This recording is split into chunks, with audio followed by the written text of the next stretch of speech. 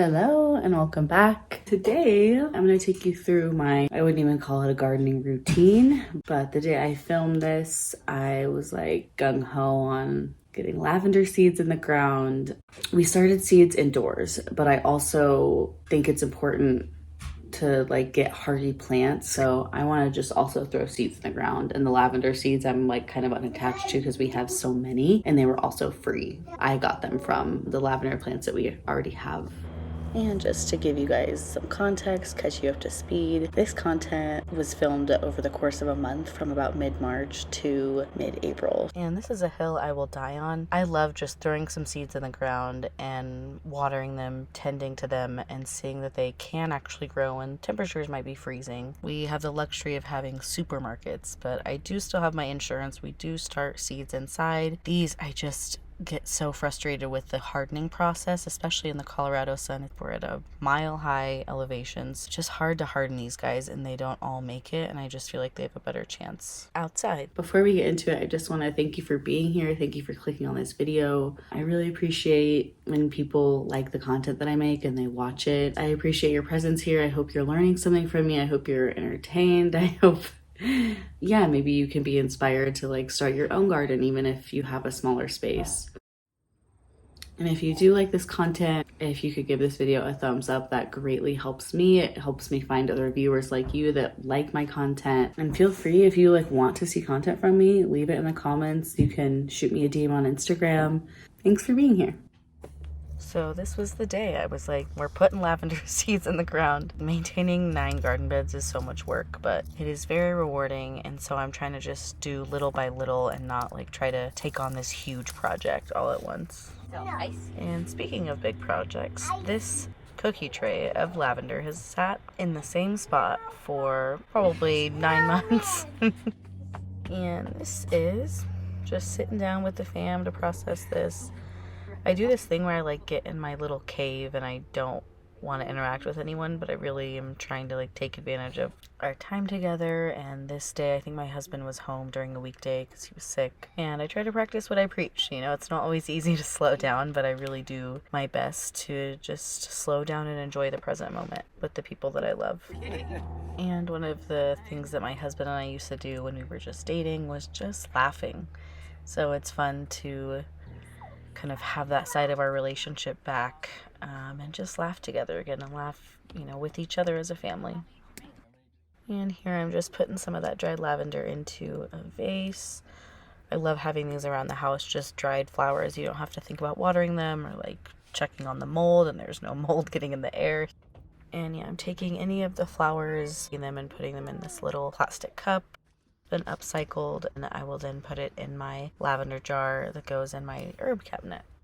And then got this big old stash of lavender. So if you're local, if you know me and you want lavender, hit me up. This was, like I said, all for my garden last year. And then there's that vase. I actually didn't love the black, so I think I put it in a clear vase. But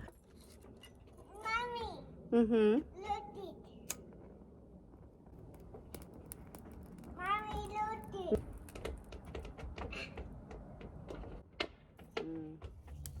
And back to the day I was planting lavender. I hope this editing isn't confusing. Trying to keep it not boring. So we're going to go back in time real quick. Had to go get my journal from inside, and I just like to visually draw it out, analog style. Maybe it's a scientist in me, but I just like having it documented on paper. And already time for a break. I really try to hone in on my body, and if I'm starting to get achy or tight, then I'm gonna pause and take a breath. And I would love to invite you to just take a few moments here, taking a big breath in. Wherever you are, feel what it feels like to sit in the chair, to stand up. And I heard my kiddo crying. He was inside watching TV and then needed mommy snuggles. So got him a bottle, and then I went ahead and just airdropped the content that I just made to my laptop and threw it in my iMovie, because I just find that it's so much easier to edit whenever everything's already in iMovie ready to go for me. I just want to show my messy ass all the dishes to you. Luckily this is unloaded, so that's fine. But this is like how I can be productive and be a stay-at-home mom, because I have found that when I try to make my house perfect and clean before I do anything else that I want to do, I end up resentful, I end up pissy, I end up bitchy. That's like not the existence I want to have as a mom. Just like as a human being, I don't want that for my kids. So this is my solution, you know, just it's gonna be messy and that's okay. He's gonna have screen time. Just know like you're doing a good job. Even if you feel like you're being a shitty mom and neglecting your kids or neglecting your house, or shitty dad too. I know they're stay-at-home dad. You're not a shitty parent for like wanting to prioritize like your alone time, like the things that you want to do. Like I want to be out in my garden today. That also is like fruitful for me. And so if the house is messy for a little bit, it's okay. I think we all just need to be a little bit more comfy in a mess, and it's okay if your house is a mess for a few days. And here is the progress on the seedlings. They are just about ready to be placed in the larger pots and nurtured and loved until they're big enough to go sit in the windowsill. And then brief intermission because we went to Mexico for my brother and his wife's wedding. Parents have a place in Cabo, so they did it there, and it was so much fun. I love all of these videos, and their videographers did such a good job capturing everything. So, and this is the biggest crew that we've had at the beach so far. I think there were like 25 chairs or something like that. Say hi, guys. Claire, say hi. Oh hi. Hi. Sleeping baby.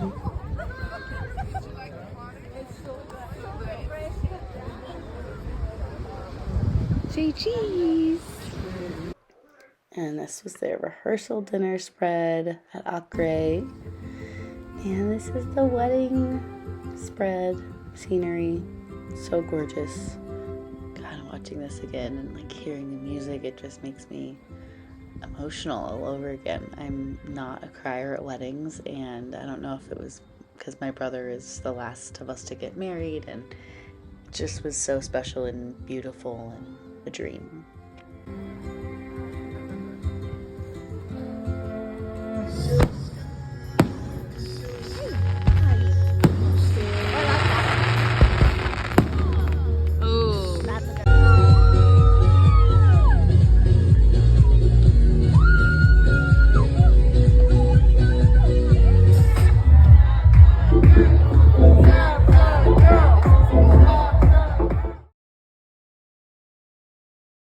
And the day we got back, these look really good. Babies needed tending to. So here's what they look like.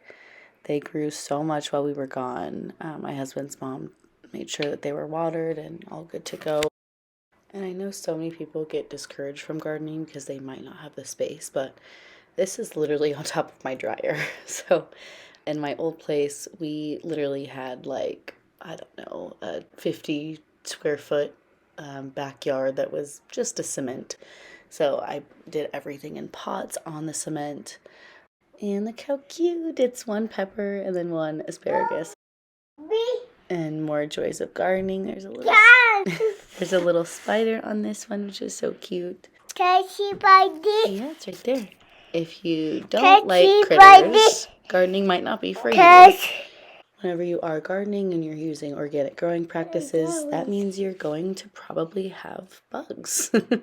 And spiders, they're great for the ecosystem of your garden, so no need to be afraid of spiders. And I'm just gonna get this setup cleared off. We don't need this little ceiling heat mat anymore. I'm gonna take the light off the 24-hour cycle as well. And I'm a sweaty girl, y'all. I had to take off my jacket. And these ones just looked like they needed a little bit more time. They might have had to compete too much for the light with the other plants. So we're just going to leave a few of these back in here to grow a little bit more. And the rest of them are going to be moved to the windowsill. So this is just the process of hardening the plants to go from inside to outside. We have, I think it's 9 beds that are, most of them are 6 feet long. So And this is the next morning. Just making sure the sun is hitting them right, making sure the spacing's okay. I had to kind of rearrange some things so that everybody was getting sun. And that's pretty much it now. We're just gonna harden them, look over them for the next few days, and just make sure everybody's looking happy and healthy, and then eventually they'll go in the ground outside. And I was looking at my cilantro in this bed, and I realized I probably need to plant more. So here I am, kind of just clearing out shit. This is part of the gardening too. Like, it's not fun, it's not sexy, but like weeding, big part of gardening. Planning your rows and planning things accordingly, big part of gardening. Oh, look what I found. It's a skateboard. Can you even believe it? And again, back to weeding, making space. I do love this concept, even just like from a non-gardening perspective, like you're clearing space to make way for new. And I love that. I'm mostly removing like devil's tail from this, which is basically the bane of my existence in gardening season. But I find that if you remove them when they're little, it just is so much easier. Okay, well, little one did not last. Shocker. This is what we have, a little sad muffin. Anywho, we'll get back to it later, but at least I have the bed started. The rows are there. I just need to throw the seeds in. I gotta go tend to this guy. Thanks so much for watching this video. I hope that it resonated with you. I hope that it was as fun for you to watch as it was for me to make. I love sharing all of the lessons that I'm learning, the good, the bad, and the ugly. And if you want to dive deeper with me, I have a course called Heal Your Shit. The modules all dive into creating a more bonded relationship with yourself. We go deep into setting boundaries. We go into exploring the inner critic, those really like critical thoughts of yourself, and healing those, and getting really good tools to add to your own healing practice that I've used in mine. Yeah, I just want to share with everyone else like the things that have really helped me just become the best version of myself. The link is below the video to see more details about the course, see if you are called to it, drawn to it, want to dive deeper with me. And again, if you enjoy my content, even if you just stumbled upon this, feel free to like the video. It immensely helps me find other people who need the content like this, and for me to keep showing up on your page if you like it. And if you want to be notified whenever my new content drops, I don't really keep a particular schedule, but I do just make videos as they're pouring out of me. So I try to do it at least twice a month. But go ahead and subscribe if you want to be notified. And thank you so much for being here. Thanks for watching all the way to the end too.